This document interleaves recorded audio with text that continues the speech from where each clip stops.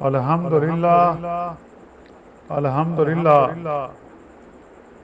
وکفی وسلام علی عبادہ الذین اصطفی اما بعد فاعوذ باللہ من الشیطان الرجیم بسم اللہ الرحمن الرحیم ان اللہ عالم غیب السماوات والارض انہ علیم بذات الصدور، بے شک اللہ تعالیٰ جاننے والے ہیں آسمانوں اور زمین کی پوشیدہ چیزوں کا، بے شک وہی جاننے والے ہیں سینوں کی باتوں کا۔ هو الذی جعلکم خلائف فی الارض ومن کفر فعلی کفرہ ولا یزید الکافرین کفرہم عند ربہم الا مقتا ولا یزید الکافرین کفرہم الا خسارا۔ وہی ایسا ہے جس نے تم کو زمین پر آباد کیا، سو جو شخص کفر کرے گا اس کے کفر کا وبال اسی پر پڑے گا، اور کافروں کے لیے ان کا کفر ان کے پروردگار کے نزدیک ناراضگی بڑھنے کا باعث ہوتا ہے، اور کافروں کے لیے ان کا کفر خسارہ ہی بڑھنے کا باعث ہوتا ہے، یعنی نقصان ہی بڑھنے کا باعث ہوتا ہے۔ سبحان ربک رب العزت عما یصفون وسلام علی المرسلین والحمد للہ رب العالمین۔ اللہم صلی علی سیدنا محمد وعلی آلہ وصحبہ وسلم۔ پارہ 22واں سورۃ فاطر کی آیات مبارکہ 38 اور 39 کی تلاوت کی گئی ہے اور ساتھ ترجمہ بھی کیا گیا ہے۔ جیسا کہ گزشتہ درس میں ذکر ہوا تھا کہ کافر لوگ، مشرک لوگ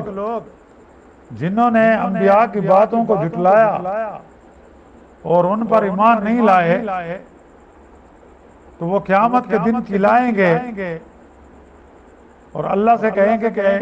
ہمیں مولا دے دیں، ہمیں دوبارہ دنیا میں بھیج دیں، ہم اچھے کام کریں گے۔ لیکن وہاں ان کا پچھتاوا کام نہیں آئے گا اور وہاں ان کا کوئی مددگار نہیں ہوگا۔ آج جو 2 آیات مبارکہ پڑھی گئی ہیں، ان میں اللہ تعالیٰ کی وحدانیت اور سب چیزوں سے باخبر رہنے والی ذات اللہ ہی ہے، یعنی یہاں یہ بیان کرنے سے یہ مقصد بھی ہو سکتا ہے کہ ان اللہ عالم غیب السماوات والارض انہ علیم بذات الصدور،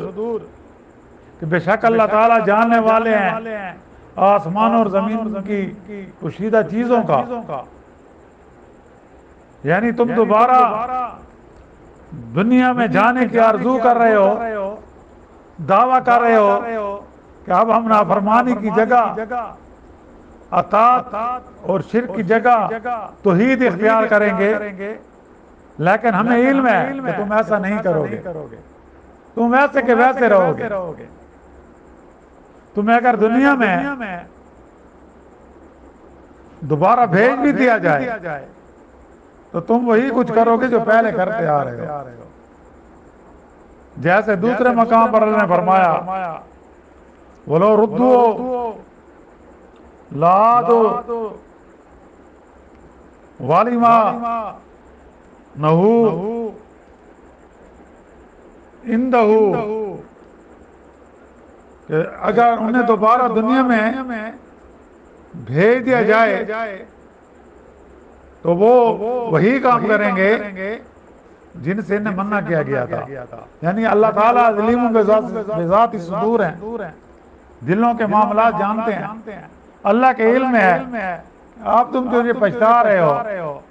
تم یہ جو آرزو کر رہے ہو کہ ہمیں دوبارہ اگر دنیا میں بھیجا جائے گا تو ہم نیک اعمال کریں گے, ہم انبیاء کی بات مانیں گے, آپ کے احکامات کی تعمیل کریں گے, لیکن تمہارا من حرام ہے, تم ویسے کے ویسے رہو گے, تم ویسے مخالفت کرو گے, تم ویسے ہی نفس کے بندے بن کر رہو گے, لہذا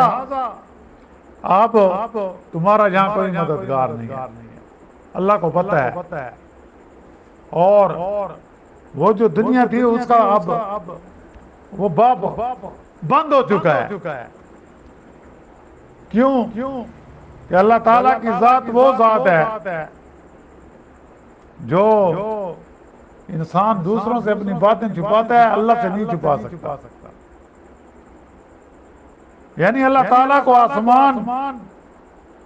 اور زمین کی پوشیدہ باتوں کا علم کیوں نہ ہو, کیونکہ وہ ذات ایسی ہے, وہ ہستی ایسی ہے, وہ رازق ہے, وہ خالق ہے, تو اس سے کوئی چیز چھپی ہوئی نہیں رہ سکتی, جبکہ وہ سینوں کی باتیں اور ارادوں سے بھی واقف ہے. جو سب سے زیادہ مخفی ہوتے ہیں, انسان ابھی ارادہ نہیں کرتا, اللہ کو پتہ ہوتا ہے کہ یہ کیا ارادہ کرنے والا ہے. ایک آدمی دوسرے آدمی سے بڑا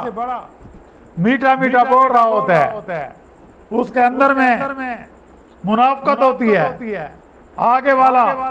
اس کی خوبصورت باتوں میں آ جاتا ہے, لیکن اللہ کو معلوم ہوتا ہے کہ یہ انسان اس کو دھوکہ دے رہا ہے. کیوں کہ علیم بذات الصدور تو اللہ کی ذات ہے. جو دنیا میں ہو چکا, جو دنیا میں ہونے والا ہے, جو قیامت تک جو واقعات ہوں گے, وہ سب اللہ کے علم میں ہے. کہ آگے کیا ہوگا, ہمیں تو اپنے ایک سانس کا بھی بھروسہ نہیں ہے. تو اس لیے اس دنیا میں جو ہمیں زندگی ملی, ہمیں اس کی قدر کرنی چاہیے, ہمیں وقت سے فائدہ اٹھانا چاہیے. اس لیے اللہ تعالیٰ نے ہمیں جیسا کہ یہاں اس آیات میں فرمایا گیا, هو الذی جعلکم خلائف فی الارض فمن کفر فعلیہ کفرہ ولا یزید الکافرین کفرهم عند ربہم الا مقتا ولا یزید الکافرین کفرهم الا خسارا. یعنی کہ اللہ وہ ذات ہے جس نے تم کو زمین پر آباد کیا, اور پھر جو شخص کفر کرے, جو اللہ کی وحدانیت کا انکار کرے, اور وہ یہ سمجھے کہ بھائی یہ دنیا یہی ہے, تو اس کا اس کفر کرنے کا وبال اس پر پڑے گا. اس کا یہ کفر کرنا اس کو فائدہ نہیں دے گا, بلکہ اس کفر کی وجہ سے وہ اللہ کی غیظ و غضب کا شکار ہوگا. یعنی اللہ کے ہاں اس کا کفر اس کو کوئی فائدہ نہیں پہنچائے گا. اگر اس کی کامیابی ہے تو نبی کریم صلی اللہ علیہ وسلم اور اللہ تعالیٰ کے احکامات پر چلنے میں اس کی کامیابی ہے. اگر وہ کامیابی چاہتا ہے تو اس کے لیے ضروری ہے کہ اپنے نبی کے طریقے کو اختیار کر لے, ورنہ اللہ کے غضب اور ناراضگی میں بھی اضافہ ہوگا, اور انسان کے اپنے نفس کا خسارہ بھی ہے. اور کافروں کے لیے تو یہ زیادہ خسارہ ہے کہ آج وہ جو اللہ کے احکامات کا انکار کر رہے ہیں, اللہ کے مقابلے میں اپنا نظام دنیا میں نافذ کرنا چاہتے ہیں, اور جب نبی کریم صلی اللہ علیہ وسلم موجود تھے وہ آپ کی مخالفت کرتے تھے, آپ کو پریشان کرتے تھے, اور آج بھی عالم کفر جہاں بھی ان کو موقع ملتا ہے وہ مسلمانوں کو ختم کرنے کی کوشش میں ہے. لیکن اللہ نے یہاں اللہ کا نام ہمیشہ سر بلند رہے گا، کیونکہ قرآن مجید یہ جو اللہ تعالیٰ نے مسلمانوں کو آخری کتاب دی ہے، جیسا کہ ہمیں آخری نبی عطا کیا، تو اللہ نے اس کتاب کی حفاظت کا خود ذمہ لیا ہے۔ انشاءاللہ اسلام ہی غالب آئے گا، اور جب اگر کافروں کو اس دنیا میں سزا نہیں ملتی تو مرنے کے بعد وہ سزا سے بچ نہیں سکیں گے۔ تو اس لیے اب وقت ہے کہ مرنے سے پہلے مرنے کی تیاری کر لو، نبی کریم صلی اللہ علیہ وسلم کی ختم نبوت پر ایمان لے آؤ، اللہ کے احکامات کو اپنا اوڑھنا اور بچھونا بنا لو، تو پھر تم کامیاب ہو جائے گے۔ اللہ سے دعا ہے کہ اللہ تعالیٰ ہمیں بقیہ زندگی قرآن و سنت کے مطابق گزارنے کی توفیق عطا فرمائے، اور نبی کریم صلی اللہ علیہ وسلم کے احکامات کو اور فرمودات کو اور قرآن مجید کو سمجھنا ہمارے لیے آسان فرمائے، اور جتنے مسلمان اس دنیا سے رخصت ہو گئے ہیں سب کی مغفرت فرمائے، اور سب کو جنت میں اعلیٰ مقام عطا فرمائے، اور جتنے بھی مسلمان زندہ ہیں سب کا خاتمہ ایمان پر فرمائے۔ وآخر دعوانا ان الحمد للہ رب العالمین۔ ربنا آتنا فی الدنیا حسنۃ وفی الآخرۃ حسنۃ وقنا عذاب النار وادخلنا الجنة مع الابرار یا عزیز یا غفار یا رب العالمین۔ صلی اللہ تعالی علی خیر خلق محمد وآلہ وصحبہ اجمعین برحمتک یا رب۔